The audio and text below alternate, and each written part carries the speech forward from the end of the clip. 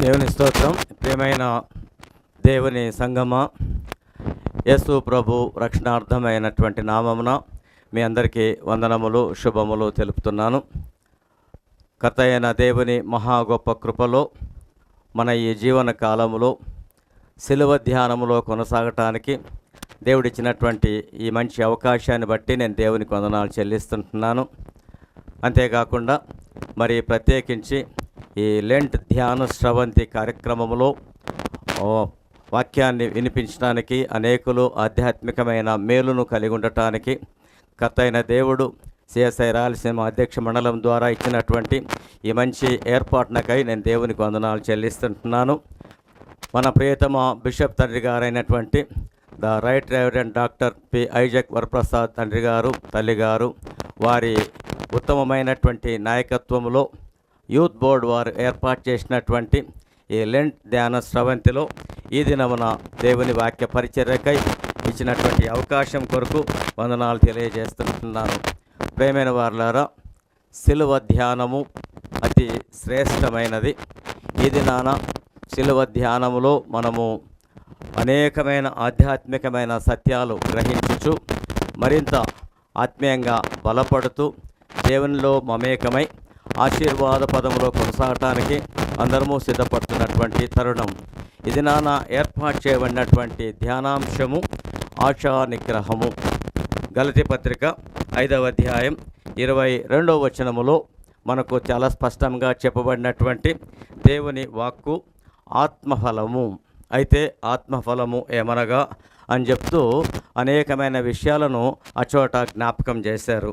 ప్రేమ, సంతోషము, సమాధానము, దీర్ఘశాంతము, దయాళుత్వము, మంచితనము, విశ్వాసము, సాత్వికము, ఆశా నిగ్రహము. ప్రేమైన వారలారా, ఆత్మఫలము అన్నారు. ఆత్మఫలము, ప్రేమైన వారలారా, ఆశా నిగ్రహము, సెల్ఫ్ కంట్రోల్ అన్నారు. సెల్ఫ్ కంట్రోల్, స్వీయ నియంత్రణ కలిగినటువంటి ఒక శ్రేష్టమైనటువంటి ఒక గుణం. ఇది కర్త అయినటువంటి దేవుని మహా గొప్ప కృపలో మాత్రమే అనుగ్రహించబడుతూ ఉన్నది. ప్రేమైన వాళ్ళ బాహ్య ప్రపంచంలో కూడాను స్వీయ నియంత్రణ చాలా స్పష్టంగా మనం గమనిస్తాం. అనగా ఎవరికి వారు సెల్ఫ్ కంట్రోల్ చేసుకునే ఒక శ్రేష్టమైనటువంటి గుణం. దీన్నే వెల్ బ్యాలెన్స్డ్ మైండ్ అని కూడా అన్నారు. అంటే అన్ని విషయాలలో సమగ్రమైనటువంటి విషయాలను చాలా సమతూకముతో ఆలోచన విధానంగా ముందుకు సాగించడానికైనటువంటి ఒక మంచి ఏర్పాటు. ఆధ్యాత్మిక జీవన విధానములో దేవుని బిడ్డలముగా ప్రేమైన వారులారా, ఆత్మఫలము అన్నారు. ఆత్మఫలము అన్నప్పుడు ఆ పైన ఏం చెప్పబడి ఉందంటే శరీర కార్యములు అని కూడా ఉన్నాయి. అనగా శరీర కార్యములు ఉన్నాయి, ఆత్మ కార్యములు ఉన్నాయి. ప్రేమైన వారులారా, యేసునందలి విశ్వాస జీవన విధానములో దేవునితో మమేకమైన ఆత్మజీవన విధానములో ప్రేమైన వారులారా, ఆత్మ కర్త అయిన దేవుడు మనకు అనుగ్రహించాడు. ఇది మనము జ్ఞాపకం చేసుకోవాలి. రోమాపత్రికలో 8వ అధ్యాయంలో 16వ వచనంలో చెప్పబడినటువంటి ఒక శ్రేష్టమైన మాట మనము చదువుకుంటే జ్ఞాపకం అవుతుంది, మనకు బాగా అర్థమవుతుంది. మనము దేవుని పిల్లలమని ఆత్మ తానే మన ఆత్మతో కూడా సాక్ష్యమిచ్చుచున్నాడు. సో మన ఆత్మతో ఆ దేవుని ఆత్మ ఉన్నాడు. ప్రేమైన వారులారా, ఈ గలతీ పత్రికలో కూడాను 4వ అధ్యాయము 6వ వచనంలో కూడా ఈ మాట చాలా స్పష్టంగా వ్రాయబడి ఉన్నది.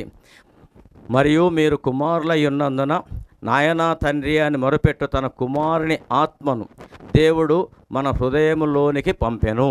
సో ప్రేమైన వారులారా, దేవుని ఆత్మను మన హృదయములో కలిగి ఉన్న జీవన విధానము.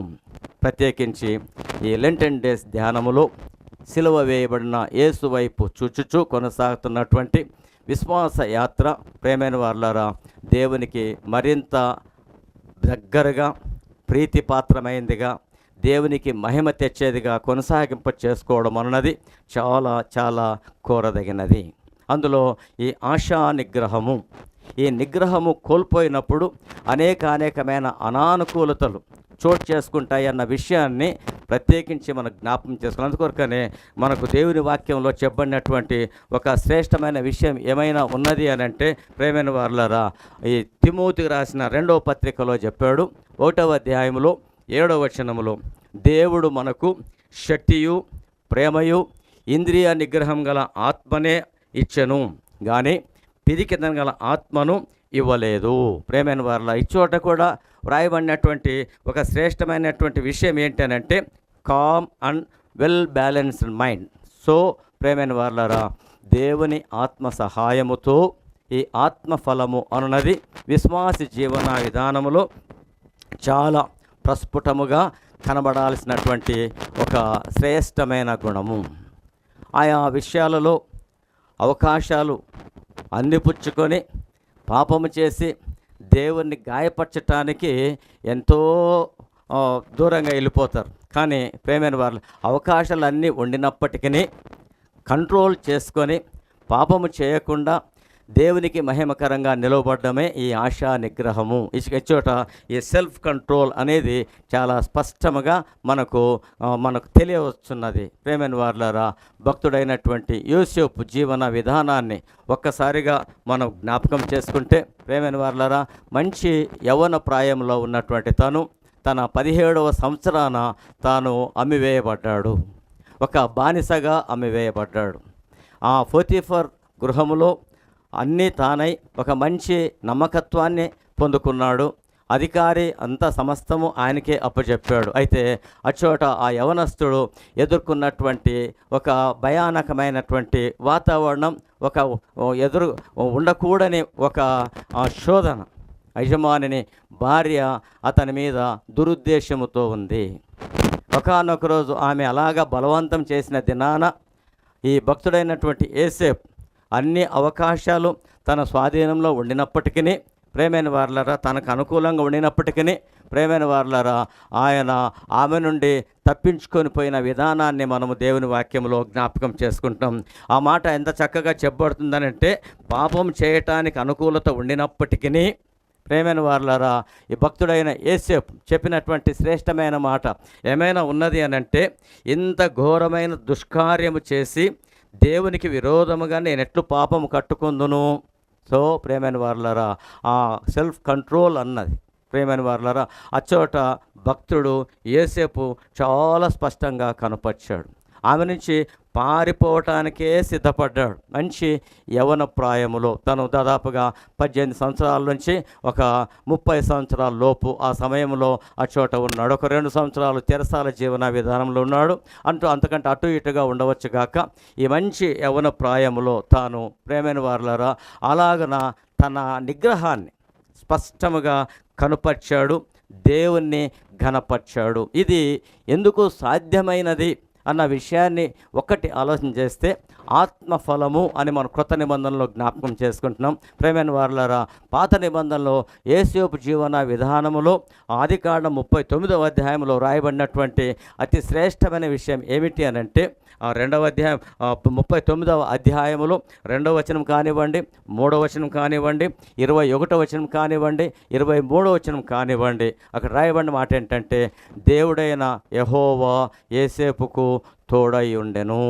సో దేవునితో మమేకమైన, దేవునితో ఉన్నటువంటి ఒక ప్రత్యేక జీవన విధానము. ప్రేమైన వారలారా, ఈ దేవునితో ఉన్న జీవన విధానములో భక్తుడు చాలా స్పష్టంగా తన నిగ్రహాన్ని కనుపర్చాడు. ఆ చోటు నుంచి బయటికి పారిపోయాడు. సో ప్రేమైన వారలారా, చాలామంది యవ్వన బిడ్డలైతేనేమి, ఇంకా అనేక మంది ఆ నిగ్రహాన్ని కోల్పోయి దేవునికి అవమానకరితంగా జీవించే జీవిత విధానంలో ఇలాంటి భక్తులు మనకంటే ముందున్నారు. మనము ఆత్మ బిడ్డలముగా, ఆత్మ ఫలాన్ని కలిగిన వారముగా, దేవుని మహిమపరిచే వారముగా ఈ శ్రేష్టమైన గుణాన్ని, ఈ శారీరకమైన కోరికలు నెరవేర్చుకునే ఈ ప్రక్రియలో ప్రత్యేకించి జ్ఞాపకం చేసుకోవాల్సి ఉంది. మనము నిగ్రహము కలిగిన వారము, నిగ్రహము కలిగిన వారము. ఇంకా అలాగా ఆలోచన చేస్తూ కొనసాగితే, ప్రేమైన వారలారా, ఈ దినాలలో మరి ఎక్కువైనటువంటి కాన్సన్ట్రేషన్ ఎక్కడ ఉంది అనంటే, అలంకరణకు సంబంధించిన విషయాలలో ఉంది. మితిమీరిన అలంకరణ, హద్దులేని అలంకరణ. ప్రేమైన వారలారా, మరి ఈ హద్దులేని అలంకరణ అన్నప్పుడు దేవుని బిడ్డలముగా, దేవుని ఆత్మను కలిగినటువంటి వారముగా మనము దేవుని వాక్యం వైపు చూడాలి. అందులో ఏమైనా నియంత్రణ ఉన్నదా అందులో ఏమైనా మనం స్వీయ నిగ్రహం కలిగి ఉన్నామా? ఇది మనము దేవుని బిడ్డలుగా ఆలోచించాలి. దేవుని ఆత్మ సహాయంతో మాత్రమే ఈ గుణంలో మనము ముందుకు సాగగలము.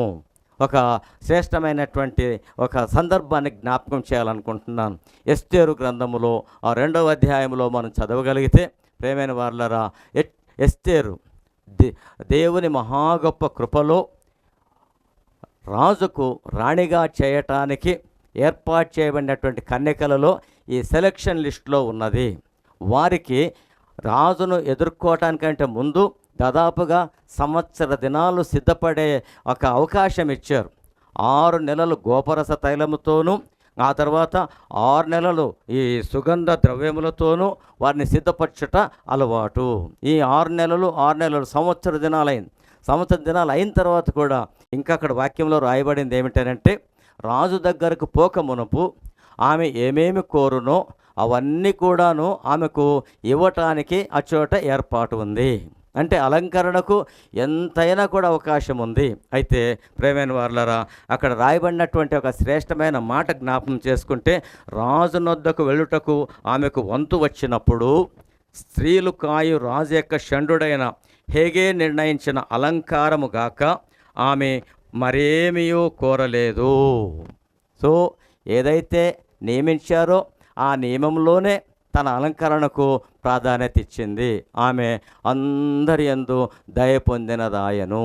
దేవునికి స్తోత్రం. ప్రేమైన వారలారా, ఈ ప్రత్యేకమైన దినాలలో సిలువ ధ్యానములు, సిలువ వైపు చూసినప్పుడు మనము మన కంట్రోల్నెస్ అన్ని విషయాలలో కలిగి ఉండటానికి మరింతగా శ్రద్ధ వహించుట ఎంతైనా అవసరము. ఆహార విషయాల్లో కూడాను చాలా జాగ్రత్త అయినటువంటి నియంత్రణ. భక్తుడైనటువంటి దానియేలును జ్ఞాపకం చేసుకుంటే, ఆయన రాజు ఏర్పాటు చేయబడినటువంటి అనేకమైన ఆహార పదార్థాలన్నీ కూడా వచ్చేస్తున్నాయి, ఆయన ఏర్పాటు చేశారు. కానీ అక్కడ రాయబడిన మాట ఏమిటంటే, తన్ను అపవిత్రపరచుకొనకూడదని భావించి రాజు నియమించినటువంటి ఆ భోజన పదార్థములు కాదని కేవలము శాకాహారాన్ని మాత్రమే ఇవ్వండి. అంటే తినే విషయంలో కూడాను తను తాను నిగ్రహపరుచుకున్నాడు, ప్రత్యేకపరుచుకున్నాడు. దేవుని కొరకైన పరిశుద్ధత కాపాడుకోవటానికి ప్రేమైన వారలారా, భక్తుడు దానియేలు ఆ శ్రేష్టమైనటువంటి ఏర్పాటును కలిగి ఉన్నాడు. అందరికంటే ఉన్నతంగా దీవించబడ్డాడు దానియేలు. కొన్నిసార్లు నియంత్రణ కోల్పోయి తినే విషయంలో ఎంత అనానుకూలతకు దారితీస్తుందనంటే, అంత అనానుకూలతకు. బీపీ పేషెంట్సే ఉన్నారు, షుగర్ పేషెంట్సే ఉన్నారు. ఆయా ఫంక్షన్స్కి వెళ్ళినప్పుడు అవి తినకూడదు అన్నప్పుడు అనేకమైన ఆహార పదార్థాలు ఉంటాయి. ఇంకా టెంప్ట్ అయ్యి కంట్రోల్ చేసుకోలేక అన్నీ తిని ఇక బీపీ ఇంత పెరిగి అంత పెరిగే ఈ అనానుకూలత ఇవన్నీ కూడా మనం గమనిస్తూనే ఉన్నాం. ప్రేమైన వారలారా, ఆహార విషయంలో నీవు తిండిపోతూ అయితే నీ గొంతుకు కత్తి పెట్టుకొనుము అనే వాక్యము సామెతల గ్రంథంలో 23వ అధ్యాయంలో గమనిస్తాం. కనుక ప్రేమైన వారలారా, ఒక్కొక్కటిగా మనము నియంత్రణలో ఉండటానికి మనము దేవుని వైపు చూడాలి. ఇది దేవుడిచ్చినటువంటి ఒక ఆధిక్యత, దేవుని ఆత్మ కలిగిన వారిలో ఉన్నటువంటి ఒక శ్రేష్టమైనటువంటి గుణగణము. ప్రేమైన వారలారా, ఇలాగన మనము దేవుని వాక్యాన్ని గ్రహించినప్పుడు మితముగా ఉండుము. భక్తుడు పౌలు చెప్తాడు తిమోతి రాసిన పత్రికలో, మితముగా ఉండము, అన్ని విషయాలలో మితముగా ఉండుము, స్వార్థికని పని చేయము. అంటే అన్ని విషయాలలో నీ వరకు నీవు ఆ హద్దు అనేది కలిగి ఉండు. ఈ మితిమీరినటువంటి ఆలోచన విధానాలు లేకుండా ఆ లిమిటేషన్స్ అనేటివి నువ్వు కలిగి ఉండు. మితముగా ఉండుము, అన్ని విషయాలలో మితముగా ఉండము. కంట్రోల్నెస్ అన్నది ఆ ఆవేశాలు అలాగా తెగి వచ్చినప్పుడు ఆ ఆవేశాలను అదుపు చేసుకోవటానికైనటువంటి ఆ నియంత్రణ ప్రేమైన వారలారా మనం కలిగి ఉండటానికి ఎప్పటికప్పుడు సిద్ధపడి ఉండాలి. ఈ ఆత్మ ఫలములో ఇది అతి శ్రేష్టమైన. అవును కదా, నేను దేవుని ఆత్మ కలిగిన దేవుని బిడ్డను, ఈ విషయాల్లో నేను హెచ్చిపోకూడదు, మితము కలిగి ఉండము. విశ్వాస జీవన విధానాన్ని ఒక పరుగు పందానికి పోల్చినటువంటి భక్తుడు పౌలు. ఈ పరుగు పందెంలో ఉన్నవారు వారి వే ఆఫ్ డ్రెస్సింగ్ ఒకవేళ ఆలోచన చేస్తే, వారి ప్రిపరేషన్ అంతా కూడా ఆలోచన చేస్తే చాలా సిస్టమేటిక్గా ఉంటారు. తగుమాత్రపు వస్త్రాలు మాత్రమే, చాలా లైట్ వెయిట్ వస్త్రాలు. కారణం ఏంటంటే వారు పరుగు పందెంలో విజయాన్ని సాధించాలి. కాబట్టి విశ్వాస యాత్రలో కూడాను ప్రేమైన వారలారా విజయం సాధించటానికి, దేవునికి మహిమకరంగా ఉండటానికి మనం ఏవేవి ఎలాగా కంట్రోల్ చేసుకోవాల్సినదో, ఏవేవి వదిలిపెట్టాల్సినదో అవి వదిలిపెడుతూ ఒక సెల్ఫ్ కంట్రోల్ మైండ్గా ముందుకు సాగుట ప్రేమైన వారలారా ఒక దేవునిచ్చిన ఆధిక్యత. భక్తుడు పౌలు చెప్తాడు, ఒక శ్రేష్టమైన విషయాన్ని చెప్తాడు. అక్కడ ఆ మాటలను చెబుతూ కొరింథీ పత్రికలోనే జ్ఞాపకం చేస్తాడు. ఏమిటి విషయం అని అంటే,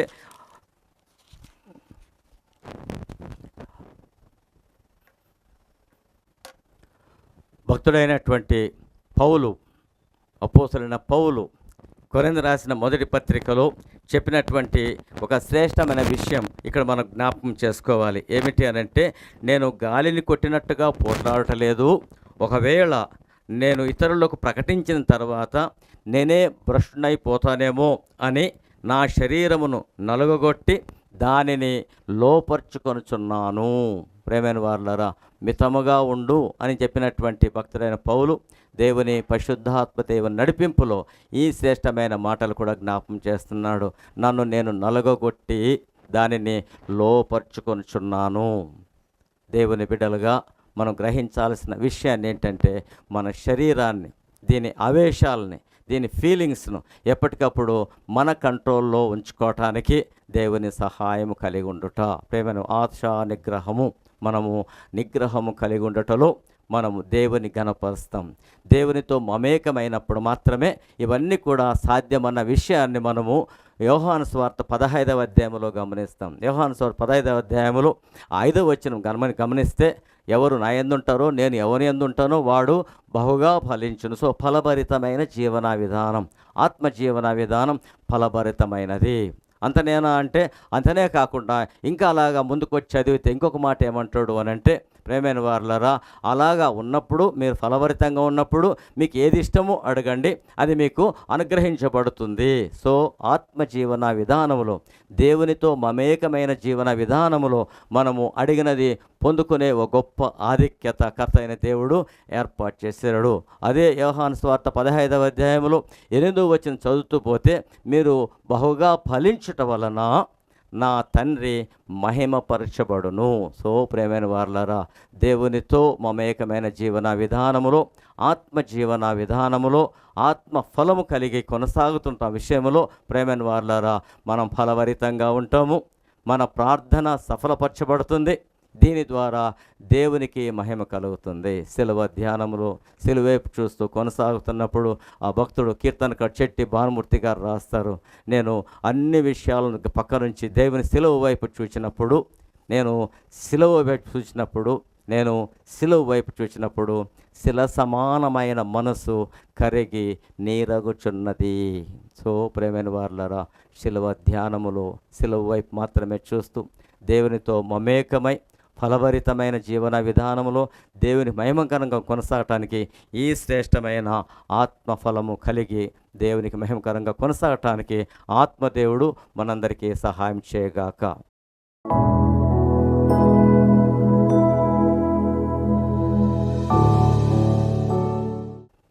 ప్రార్థన చేద్దాం. పరిశుద్ధుడా మీకు స్తోత్రములు. మమ్మల్ని మీరు ఇలాగా ప్రేమించినందుకు మీకు స్తోత్రములు. మీరు ఇచ్చినటువంటి శ్రేష్టమైన వాక్య ధ్యానమునకు మీకు వందనాలు. నీ వాక్కు అనేకులకు మా ప్రభువా ఆశీర్వాదకరంగా ఉంచండి. నీకు మహిమ తెచ్చే విధంగా కొనసాగటానికని నీ నడిపింపులో మమ్ముంచుమని ప్రాధేయపడుతున్నాను. ప్రత్యేకించి ఈ వాక్య ధ్యానానికి సహకరించినటువంటి సహోదరుడు గర్జి ఆనంద్ సూగూరు సంఘ సభ్యుడు మా ప్రభువాన్ని సన్నిధి పట్టుకుంటున్నాం. ఆయన కుటుంబాన్ని మీరే దయతో ఆశీర్వదించమని, సేవలో ప్రోత్సాహకరంగా నీకు మహిమకరంగా కొనసాగటానికి కృప చూపమని, ప్రత్యేకించి CSI Rayalaseema diocese youth department వారిని ఆశీర్వదించమని యేసు నామమున ప్రార్థించున్నాం తండ్రి. ఆమేన్.